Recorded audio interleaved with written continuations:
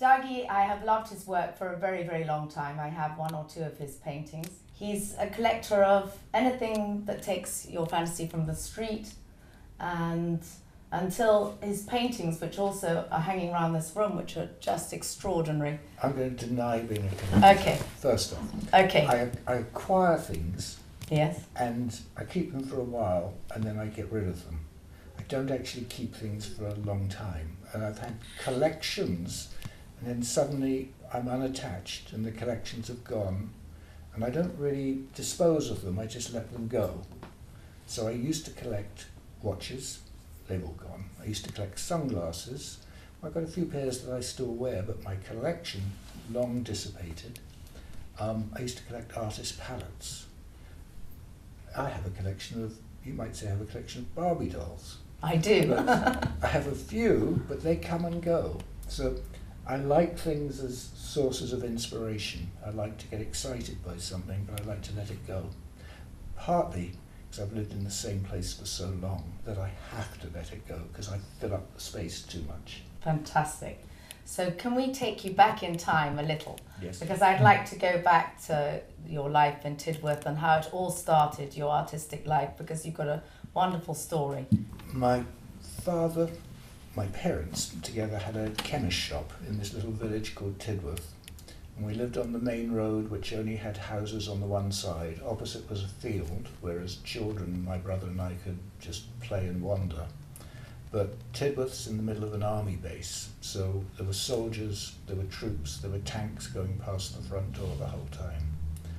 And my father was a bit of an alchemist. He was a chemist in the period where pharmacists actually made components. They put things together, they mix things, they made concoctions. People didn't just have pills or ready-made, the pharmacists actually made things.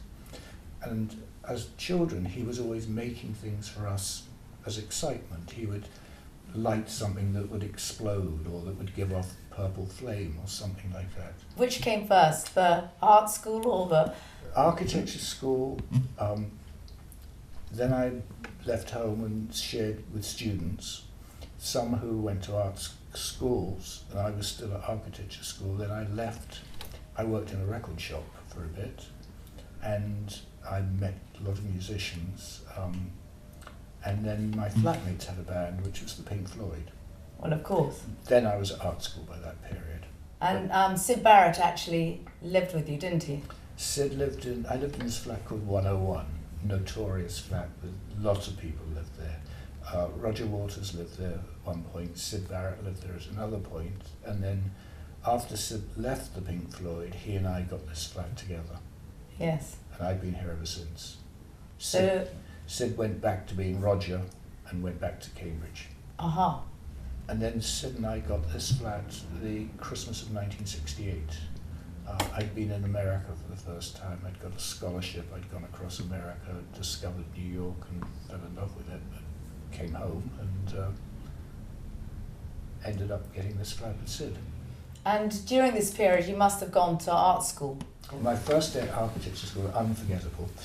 We all got sent out to sketch Soho Square. Yeah. And came back, and there was a public criticism, where all the work was put up around the studio, all the students there, all the staff, and they went around the pieces one by one, and everybody got slated. Saved mine to last. Said, "This is fabulous. We think this is such a great drawing, but absolutely useless for an architect. You should be at art school."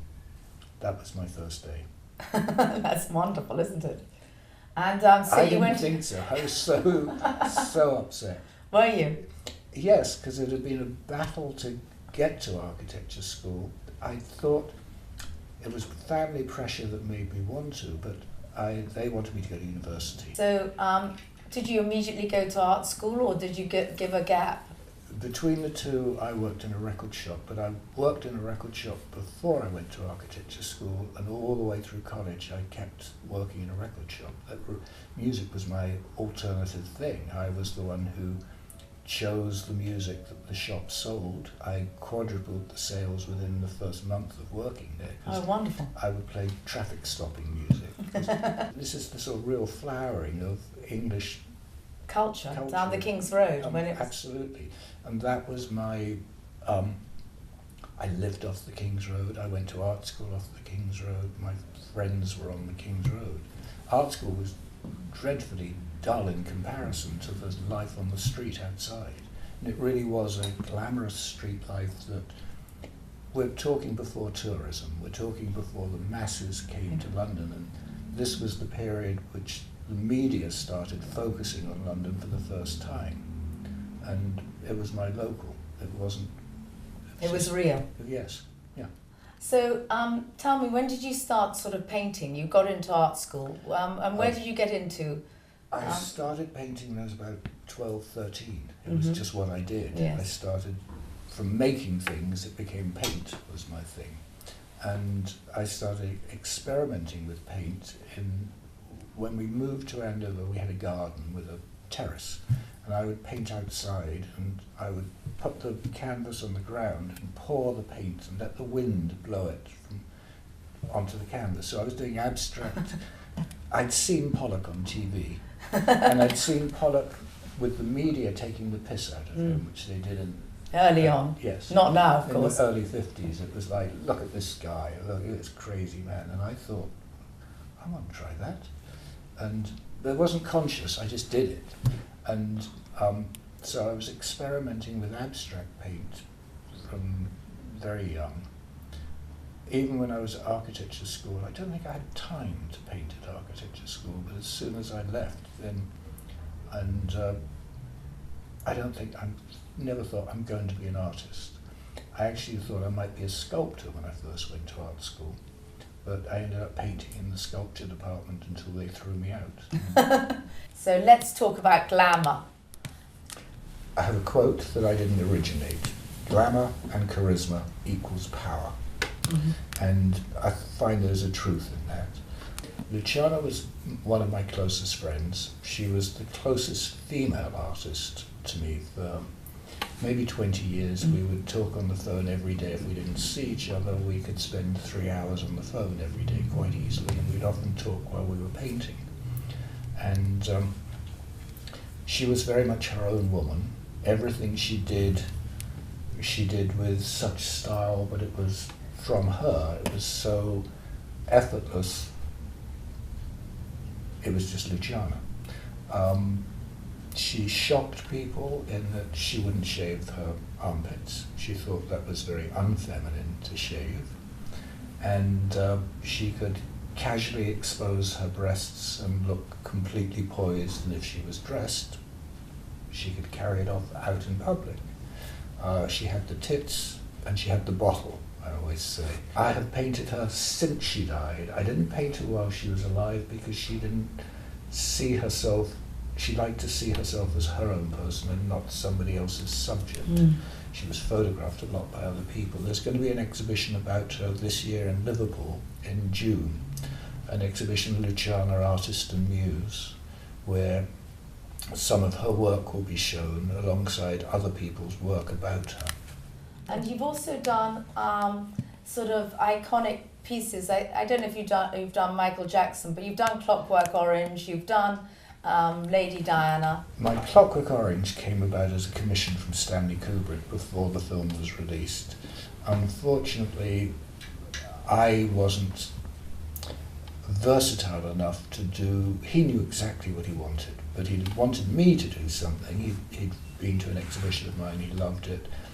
I didn't do him a film poster, which is what he wanted me to do. I did him a canvas, and he loved it, and he asked if I'd do something else from the film, and I turned him down because I hadn't actually really enjoyed the film as I loved the book. I think Anthony Burgess is a great writer. Yes. And Clockwork Orange, I don't think is one of his best books, but I really like Anthony Burgess. Marilyn Monroe has been with me ever since I can remember. I must have painted 3 or 4 paintings of her now, but the biggest painting I did was actually copied in Japan before I painted it.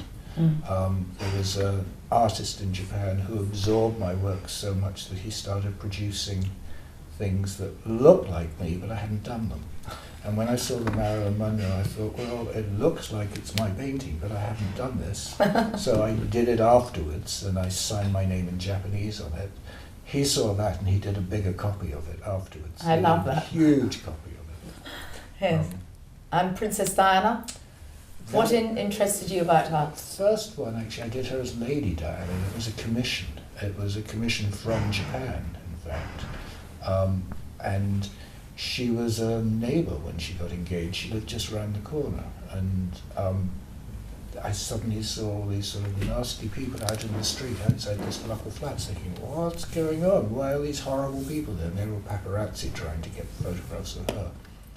You're a very modern man. You use all mediums of... I'm very much in multimedia these days. Yes, I love... And you love Facebook, which I really think is an incredible thing, because not everybody can be very disparaging about it, but it's an incredible medium.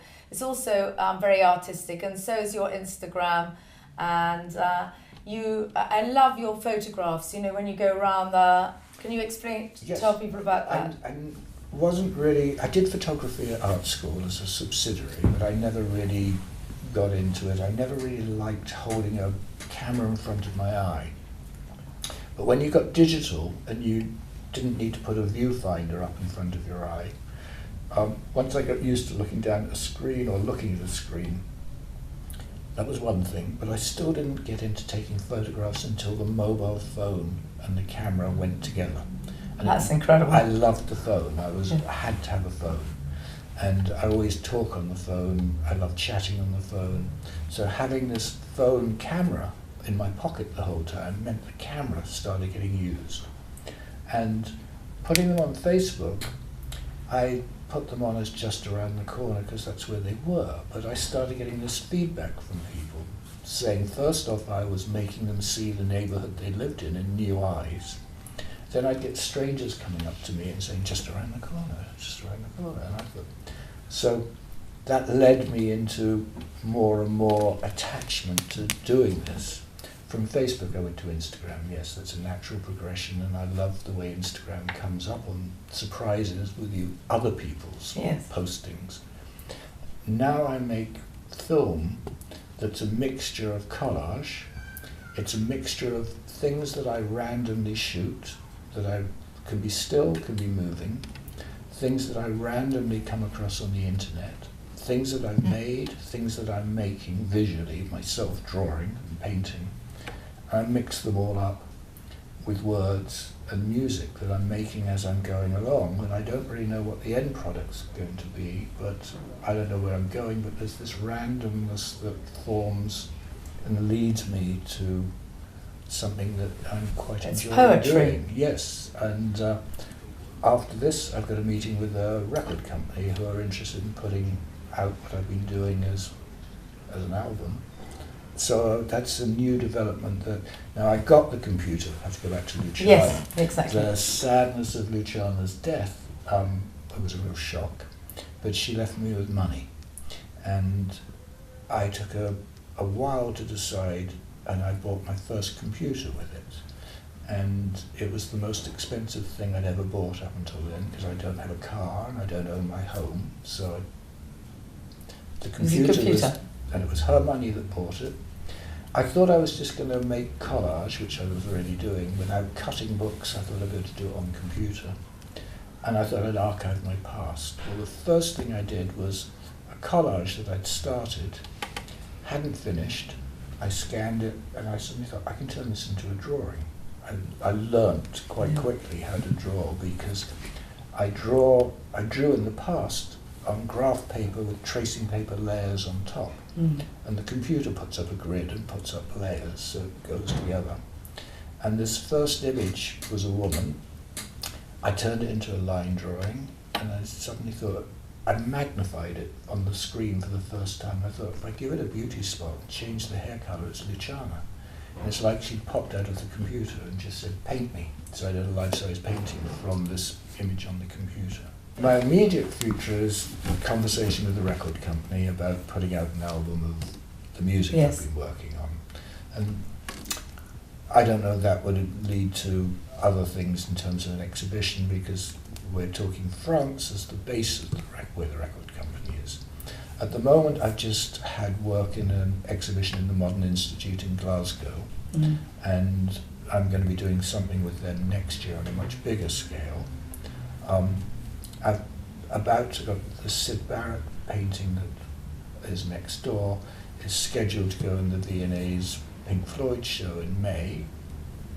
In June, there's scheduled to be this exhibition about Luciana in Liverpool, which will have some of my pictures of her, 3 pieces of mine in that. There's, in the autumn, a Hayward touring show that I'm part of that's going around England and Ireland and Scotland for the next year. So that's my immediate projects, but actually, the thing for me is what I can do here every day on the canvas next door or on the computer over there. And the outside world is only to facilitate my being able to be closed off here and doing. So they're necessary interruptions, but they are interruptions. They're not the things I'm most wanting to do. What I'm most wanting to do is finish the piece off that's on the computer, finish the canvas off that's next door and start another. Well, I think we'll end it there because that's quite an amazing life. I'm sorry that it's so short because, in fact, we could go on all day. Thank you.